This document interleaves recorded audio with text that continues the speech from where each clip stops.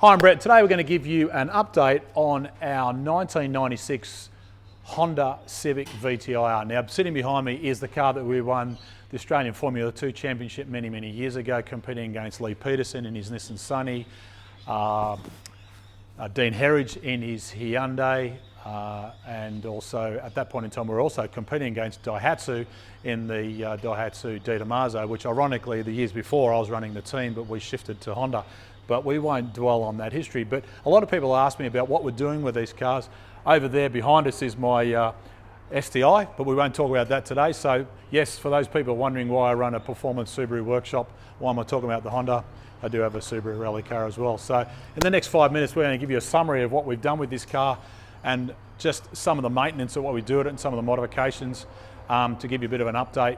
And this car, originally we built from a brand new VTI-R shell that was supplied by Honda Australia at a very heavily discounted price. We then modified it to compete in the Australian Formula 2 Rally Championship back in 1996-97, which was the under 2 litre capacity. In those days we were also competing against Simon Evans and his VW Golf team, which was an absolute weapon in those days as well. So what we needed to do in those days was maximise the potential of the car. Remembering we're only running 1.6 litre Honda engine with a Motec ECU, and at the same time I'm a great believer in not modifying anything unless you absolutely need to. So it was all about getting the weight to an absolute minimum and then getting the maximum reliability and performance out of the car. And on our hub dyno, it's around 120, 130 kilowatts at the wheels. More recently, the 1.6 litre engine has been replaced with an Integra 1.8 litre engine because the rules now allow it to give the car a little bit more torque, and we gained about another 15 kilowatts. And we'll drop in that video, that dyno graph, just so you can see what we're talking about. But comparing to turbo Subarus, it's not a lot, but when you consider this car is only around 1,000 to 1.1 tonne, it's a very quick car downhill, but it doesn't exit the corners as quick as a turbo four-wheel drive car. So let's have a look at some of the car's modifications, what we've done. So one of the biggest things with a front-wheel drive car is they suffer really badly from wear and tear at the back, and the underside of any rally car like this looks absolutely ugly because it just gets showered with rocks all the time. And I get my cameraman to come in from this side because this is the more ugly side. We've recently replaced these lower control arms because after 20 years of wear and tear they were just about worn out. You can see all this here is actually, you're going to laugh, it's actually liquid nails, because all of this gets eroded by all the shower of rocks that are constantly hitting at the back, and this is designed to be the sacrificial part, and it just gets eroded away. And you can see down the edge here, last week I welded up these arms. These are original arms that we built back in 1996, and they've lasted incredibly well, but they get eroded and the metal just disappears. And again, this is liquid nails which is drying out, and again this just wears out over time, and then we just replace it. The underbody tank is the original fuel tank built by my dad. This is all Kevlar to protect the tank so it doesn't get punctured from the stones. What you can't see is missing at the moment is the MCA shocks, which are built by Josh Coote's dad, Murray, back in 1996, and they're away up at with Murray Coote at the moment, getting a bit of a birthday in anticipation for the next round of the New South Wales MTA Rally Championship. And you can see under here now, which is the constant maintenance that I'm doing, which is the plastic underbody. And again, this part here is again the sacrificial liquid nails that we smear on, because depending on the event, all of this plastic urethane, which is a poly actually used in the food industry, wears out over time because of the rocks, and we try to do everything we can so the underbody of the car doesn't wear out as quick. And frankly, I don't really care what it looks like underneath as long as it does the job. So the back of the car, my attitude is just to support the back of the car. It doesn't have a lot to do with the performance, and you'll notice the brakes are pretty small as well. So a solid single disc on the back with the original factory calipers using the DBA slotted rotors, and these suffer more from wear and tear with rocks and everything getting in the back of the calipers. We run an endless pad because they wear out quicker because of all the rocks getting in there and causing heavy erosion on the brake friction surface. And typically after every rally these need to be machined or replaced. And what you're wondering here is actually a scraper that sits inside the wheel, so when you're going sideways slowly the dirt fills inside the wheel, and if you go fast it then makes the car virtually undrivable because the wheels get out of balance. Well, this scraper is designed to stop all the build-up of that dirt and lets it all fall out once you get going. And they're, again, sacrificial pieces of plastic that wear out over time. Underneath here is the exhaust, which just gets hammered, and the gear shift, which goes to the front. It's a 5-speed Honda casing with a PPG close ratio gear set. That's what makes the difference with this particular car. It's an amazing car to drive and rev it to the rev limiter of around 9,000 RPM.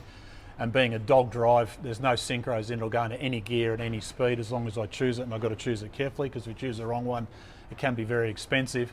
That gearbox on its own, for the internal parts with a limited slip diff, is worth over $15,000, and in actual fact the gearbox is probably worth more than the car. You can see the underside here of the sump with the replacement 1.8 litre engine. The exhaust manifold here has been recently modified. It's a little bit beaten up because every now and then the sump guard gets damaged, and this is our original exhaust that we designed and tuned back for the 1.6 litre engine in 1996. But with the replacement of the 1.8, you'll notice we had to extend it up a little bit here because of the engine's a little bit taller in its configuration, and the exhaust system didn't quite fit the same. And then let's just looking from the front, for this first event, in a couple of weeks' time, we're finally given the front suspension a bit of a birthday and replaced these lower front arms. So this is all the strengthening that we do to the front arms, because remembering my theory, if it's original, typically it lasts longer. We only modify it where we have to. So this is designed to make the arm as strong as possible. And you'll notice we still run a standard factory front sway bar. Some of the parts I've started painting them white because it's easier to service a car and work on it at the service part when you're working in the dark.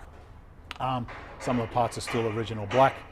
And again, the MCA coilover shock absorbers will be replaced in the front, because remember, on a Honda Civic, you'll notice here, it's a really good example of how the suspension works. Is it's got an upper wishbone, a lower control arm, and a coilover shock in the middle, and the shock absorber has no guiding function, unlike a WRX, which is a McPherson strut, and that controls the alignment of the front suspension. So on here will go the DBA slotted ventilated front rotors, the original factory calipers with endless pads, and again you'll notice we're still using original factory size brakes. To control the balance between front and back, we've got rid of all the original brake lines, and we just run a split system front to back, and inside the car I have a proportioning valve, which is a pressure-based valve that controls the balance between the front and back of the car, but most of the braking is done by the front, and the back again is just, if I pull the handbrake on, that's about all it does. And at the front here you can see the mount for the front sump guard. This is all made by Peter Muir at Bond Roll Bars here in Sydney. It hooks onto the back here, and this protects the underside of the car because it gets a bit of a pounding at the in the gravel rallies. And you can see behind, this is what the underside of the sump guard is. You can see how big it is. And this part here, which is the foam that goes between the sump guard and the bottom of the gearbox and the bottom of the engine, is to stop the stones from getting in there and jamming. And then if you hit the sump guard hard, the stone in place, you can actually punch a hole in the gearbox or the sump guard. So that there is just to stop all the rocks getting into place. And you notice the sump guard actually just hooks onto the back. It's not mechanically bolted, just to stop it falling down at the back, because all the load is typically upwards or longitudinal. But this sump guard was made by Peter, and it just gets an absolute hiding at most of the events. So there you have it, a bit of a story about our favourite rally car. It's a fun car to drive. You just absolutely give it a flogging in the forest, and typically we tend to sometimes upset some of the quicker cars, but it's an absolutely fun car to drive, and when it's running properly it puts a big smile on the face, and there's nothing quite like hearing a Honda Civic VTI-R rev to 8,500 RPM in the forest around Australia. So hopefully this has told you a little bit more about my passion, and we're going to have other updates soon about our other rally cars when the opportunity exists. But if you check out the New South Wales Rally website and go to and do a search on Google New South Wales Rally or the MTA New South Wales State Rally Championship, you see a lot of really good videos that you can see what's happening at the moment in rallying, both in New South Wales here and in all of Australia.